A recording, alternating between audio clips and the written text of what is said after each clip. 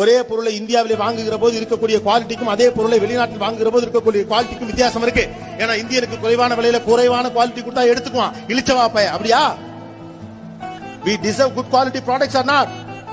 நமக்கு அந்த ஃபீல் வரணும். இவ்வளவு பேர் படிக்கிறோம், உலகத்துல எங்கே இவ்வளவு பேர் படிப்பான்னு தெரியல.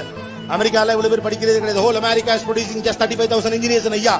just Tamil Nadu itself is producing 1.5 lakh engineers in a year. ஒரு வருஷத்துல 1.5 லட்சம் இன்ஜினியர் ப்ரொடியூஸ் பண்றோம். வீட்டுக்கு ஒரு பிள்ளையாவது படிக்கலாம், தெருக்கு தெரு 10 பேர் படிக்கலாம். ஒரு காலத்துல தெருல ஒருத்தர் வீடு இருக்கும், அவர் கலெக்டர் ஆபீஸ்ல வேலை பார்க்கறாருமாங்க. இன்னைக்கு பூரா போய் கலெக்டர் படிக்கிறதுக்கு சுத்திக்கிட்டு இருக்கான். அவ்வளவு வளர்ந்துருக்கோம். ஆனா ஒண்ணு கண்டுபிடிச்சிருக்கோமா? ஏதாவது நம்ம இருக்கா?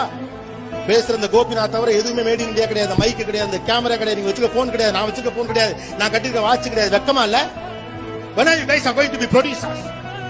when are we collective knowledge going to be?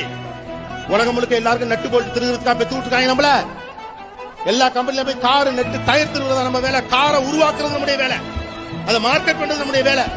கேவலம் பீஸாவை மார்க்கெட் பண்ணி இந்தியாவுக்குள்ள கொண்டாண்டான். பிறந்த புள்ள திங்கலான்னு சொல்ற இட்லியை மார்க்கெட் பண்ணி உலக நாட்டுக்குள்ள என்ன கொண்டு போகவே முடியல. we guys are weak.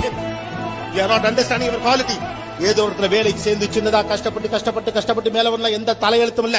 இது ஒரு நாலேஜ் எக்கானமி. படிச்ச பசங்களுக்கு சாப்பாடு பட்டில கொண்டு போய் கொடுக்க சொல்லுது சமூகம். படிச்சவனா இதுக்கு அந்த வேலை பார்க்கணும். படிச்சவனுக்கு படிச்சதுக்கான வேலை கிடைக்கிறதுக்கு என்ன விட்டு அதை செய்யுங்க. உங்களுக்கு மாற்றம் எங்க வேணும்னு தோணுதோ அதை ஆரம்பிக்கிறதுக்கான வழியை நீங்க பாருங்க.